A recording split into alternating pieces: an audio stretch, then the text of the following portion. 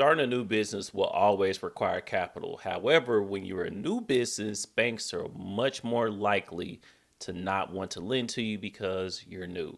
You haven't proven that you can create and generate revenue for your company to be able to pay them back. And no funding means that you're left stuck and frustrated without any money in order to start your business, right? But what if I showed you a way that you could get access to up to 50K or so just within 1 week of starting your business?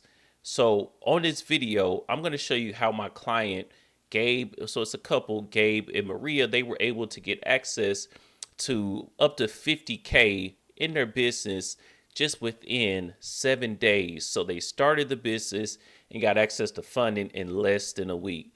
So I'm going to break all of this down on even how to start a business and then how to go get funded for it in just 1 week. This can apply if you've never started a business before or you've just recently started a business and you want to know how to get funding for it. First, we'll go over starting an LLC because I've never broken down how to start an LLC here on this page before. I'm going to show you exactly what method my client did and how they actually started their business and got it funded, and which bank that we went to and how we went about going for the funding. So let's begin. Here is the first thing that you need to consider. Will you use a third-party service or not? Because there is a way that you could have someone start your entire business for you, or you can just do it yourself. If you're not into paperwork, no problem. You can get Busy, which is formerly known as InkFile, and there are a ton of other companies or third parties that can do this whole process for you. Now, of course, you're going to incur costs if you do this, right? So you have to weigh it out. Do you want to do this yourself or do you want to pay somebody else to do it? This is going to save you time and ensure that it's done correctly, but you're going to have to pay. Now, my client, Gabe and Maria, they actually went through Busy, or formerly known as InkFile, in order to start their business because they didn't want to do the whole process themselves. But I'm going to assume that you want to do the whole process yourself. So let's break all of that down right now. And this is going to be 6 easy steps. So step number 1 is choosing your home state, or the state that your LLC is going to be incorporated in. That's why I said home state, because most people are aspiring business owners. They're going to start their business in their home state. Although you can use Delaware or Wyoming for tax and anonymity purposes, it's best to just use your home state, because from a funding standpoint, guess what? It's going to be a lot easier if your state matches your home address or the state that's on your home address. Now look, is it impossible to get funding if your business address or the state on your business address is different from your home state? Absolutely not. My clients do it all day, every day. It's okay. But I would be lying to you if I told you that it's not an easier process when they both match, because banks tend to actually ask more questions, or you have to go into underwriting longer when the state of your home address does not match the state of your business. So I would say choose wisely. And one last thing to know here, if you're just starting a business, maybe taxes is not something you need to worry about if you're like brand new to business in general. Now, say if you've started a business and successfully been able to start and grow a company before, then you might want to worry about that on the front end. But if you're just starting a business, just choose your home state. Make it a lot easier for yourself. Now, step number 2 is going to be the actual name that you choose for your LLC. I feel like most of you guys already know this, but just in case that you didn't, you're going to make sure that you're going to use a name that is not a high risk name to the banks. What does high risk to the banks mean? It means that they consider the industry that your business is in to be high risk for lending. Therefore, you will either straight up get denied, or they won't even process your application if you're in a certain industry, or you may even get a lower limit than somebody else would with the exact same profile and everything else going on for just a different industry. Here are some high risk names to avoid. Anything with real estate, anything with financial services, including my type of company. So I wouldn't start a business that had funding in it. credit repair or loans or wealth management, nothing on the CBD side, vape, alcohol, tobacco, the adult industry, gambling, betting, lottery, travel agencies, ticket sales, cryptocurrency. Those are some of the names you do not want to put in your business's name. But here are some safe names like consulting. Even though some banks are actually going away from this, like a US Bank, we've heard that from a First Citizens Bank. So you may even want to be careful there. It's starting to be more on the high risk side, believe it or not. So if I was starting a brand new business, I wouldn't even put consulting, even though it's generally safe with most banks.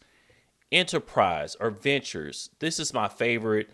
This is what I tell anyone that is looking to start a business and they don't know what to name it. Look, you can change the name later. Just put something safe. Your last name, Enterprises LLC, boom. Stop thinking about it. You don't want to overthink this thing because guess what? You only got a week to do this, right? We want to get access to funding within a week and start this business within a week. If you're taking 10 months just for the business name, you're losing valuable time. So don't overthink it. Your name, LLC, if it's not taken, management, partners, or creative. Now, my company's name is Embolden Solutions LLC, and I only chose that name because I like the word embolden and the meaning of it. So it doesn't have to be anything too deep. Just go ahead and pick your name.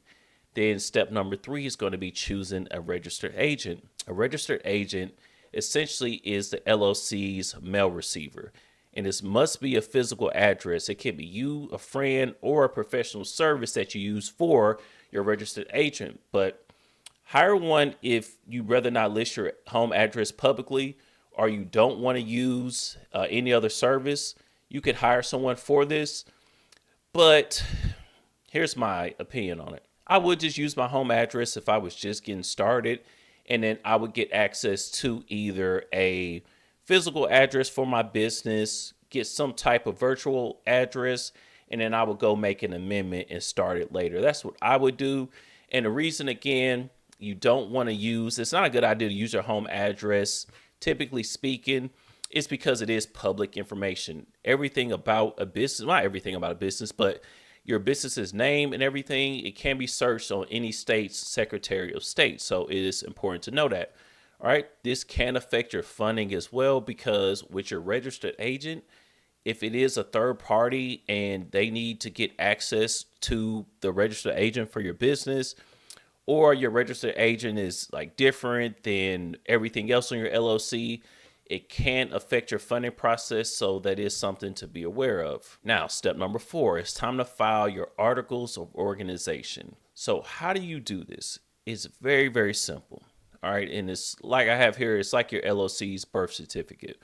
So you're going to go to your state's Secretary of State, meaning you could just Google whatever state that you're in, say it's Arizona, Arizona Secretary of State. Okay. And from here, it's going to let you actually file your articles of organization, which is essentially filing for your LLC or corporation. Now, the filing states range anywhere from $50 to $500. It really depends on the state. Most states let you file online, so you don't have to worry about like mailing anything in or anything like that. Okay. Now, let me go back to the range and everything. This reminds me of a personal story. So back before I was a business owner, I worked as an accountant, and the company that I worked for, I used to file taxes for around 37 out of 50 states. And I would have to go to the Secretary of State for each one of these states. I would have to go to each one of the states that the company was registered in, and I would go to the Secretary of State for that business or for the state that the business was doing business in, okay, or the company that I was working for was doing business in. And it used to really blow my mind how different every website was. There were certain states that gave me a lot of issues. It was very hard to file taxes on that state because the software and everything or their systems were just all out of whack and it was like really outdated. And then certain states I would go to and it was just boom, boom. It was so easy to do. So it was really something else. But I'm saying all that to say every state is so unique, so it is very different. Now, I've even thought about going on the back end and making a tutorial for all of my active clients on every one of the states, but it just doesn't seem to be the most necessary thing. But maybe I may do that one day. But it's going to be different. So this guy won't be able to break down exactly how to get your LLC file with each and every state. But I promise you it's very simple. And there may actually be a video out on YouTube about your specific state. Now, since I'm in Alabama, I'm going to show you an example of what it looks like going to the Alabama Secretary of State. So if you go here, you'll see Alabama Secretary of State. And if you go to services right here, and then you go down to business entities, and then from business entities, you go to LLCs, and then you go to name reservation for domestic entities. That's going to take you here to this form, the State of Alabama Name Reservation Request Form for domestic entities. And you do, for the most part, really depends on you, right? But for most of you guys, it's going to be domestic. That means national, domestic will be, and then of course, foreign will be international. But for most of you guys that plan on doing business inside of the United States of America, if you're in the United States of America, then it will be domestic, a domestic entity. Now, this is what the Alabama form looks like. There isn't much going on here that would really throw you off outside of these questions here. It's going to ask you what type of LLC do you want to file, either a series LLC, professional LLC, or nonprofit LLC. You may be thinking, what is a series LLC or a professional LLC? Well, the answer is very simple here too, actually. Mainly, you're going to use a professional LLC. A series LLC is when you have multiple businesses under one umbrella LLC, which legally separate. But if you pretty much fall into everything else outside of a nonprofit, then you're probably going to do a professional LLC. Now, you can contact an attorney or a CPA to help you with this process if you are not sure. Always contact the professionals. This is for educational purposes only, just to let you know. But just for the most part, that's just typically what I see out of my clients, and typically what you would end up doing. But everything else here is pretty cut and dry, so it's nothing too scary, at least for Alabama.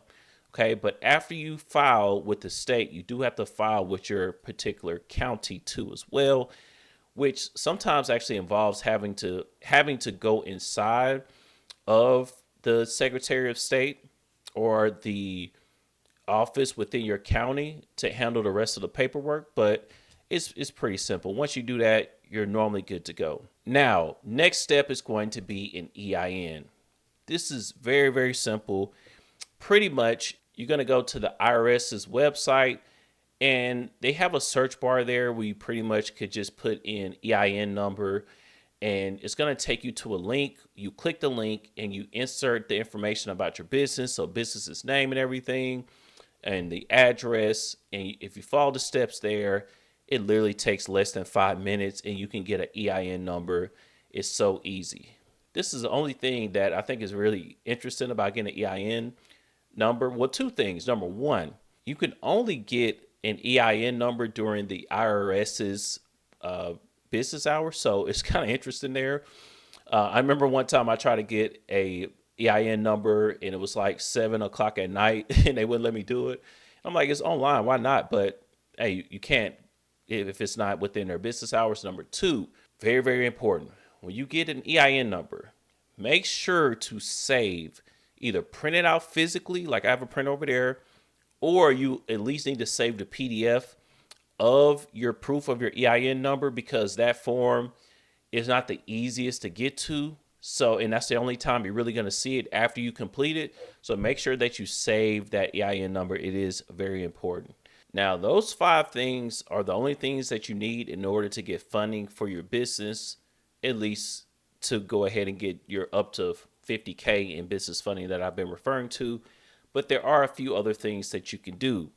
Now, drafting an operating agreement. So an operating agreement is essentially your bylaws for your company. It shows how many members that you have, the responsibilities within those members, and how much of the company that they owe and their responsibilities. So there are a ton of websites that would allow you to get an operating agreement. I'll put one on the screen here now. But outside of that, it is a pretty simple process. They may ask you some questions that you may not know, like your cash contribution. You could just put $100 there for that question. And then if it asks you if you are a member or manager managed, I would put manager managed because some banks will want to see that you're the manager of your company and not just a member. So I've been asked that before. So just letting you know. Outside of that, there's nothing that would probably throw you off about drafting an operating agreement. It is pretty simple. If you have any questions about it, if I can help, put it below. But really, you can seek counsel from either an attorney or a CPA for further questions about that. Now, you also have state taxes and permits. Sometimes you do have certain licenses and permits that you need to operate your business. It really depends on what type of business that you're running. For most online companies, you may or may not need this, but if you're in restaurants or trucking, or like my wife, she is a hairstylist, she has to have a certain permit that I don't need for my business, right? So you definitely want to knock that out too. If it comes down to protecting your LLC, hiring an attorney or a CPA or whatever else you need to make sure that you are reducing the liability for your company, that's something that you can do at that point too as well. Now, down the road, you're going to open a business checking account. You're going to do the other things to stay compliant, and you're good to go. Okay. Now, that is how you get everything up and going for going for funding. Because let me tell you a secret, guys. When it comes to getting access to your first business credit cards, you don't actually need to have every single thing separate in your business and everything, like the business address and applying for business credit and all that stuff. You don't need all of that just to get started, okay? But here's what you do need. If you want to get access to funding fast, now that you know how to actually start the business, this is what you do. Number one, you have to ask yourself, are you qualified?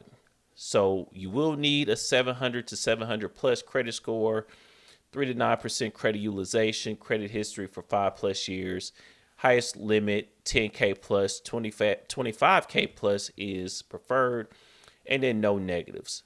But for your business, since you're going to be brand new, right? You don't need anything. $0 in revenue. You haven't created a single penny for your business yet. Brand new. No business credit built prior. No online authority. No social media accounts. None of those things, right? So what's the secret then? What's the strategy? This is how you do it, okay? If you want funding fast, you need to consider this. You want to go to a bank that, number one, you could actually go for an online application, because if you're doing like the other methods, it's probably going to take you a lot longer to get access to funding, because again, this is within 7 days. You may be waiting forever for a banker to get back to you. Number two, this bank must be new business friendly. And new business friendly means that this bank will allow you to apply for funding. Even if the business is brand new, will still give you an approval. Every bank is not like that. So one bank that I know for a fact that is new business friendly that my clients were able to go to is going to be American Express. And I would go for the American Express Business Plus card and maybe even the American Express Business Cash card. The limits I see is typically anywhere from 15 all the way to 50K on each card. But a higher limit, I would say, or a median to high limit is going to be 25K. So that's why I said up to 50K, because one card can go up to that. But if you get two of the cards, 25K, that will be 50K right there. Especially if you have a prior relationship with American Express. And that's what I would highly, highly recommend for this strategy. Okay? Because if you apply, you can get approved and an instant approval on these cards. Okay? And you can even get access to the funding before the card or cards arrive at your door, because they'll give you access to the number before you even get access to the card. So you can start spending and getting everything you need to get your business set up right then and there. And that's why I say you can do this in less than 7 days. So we broke everything down here: how to start a business, which bank to go to, and how to get access to funding in less than 7 days. And if you like this video, you will definitely like this video up ahead right here.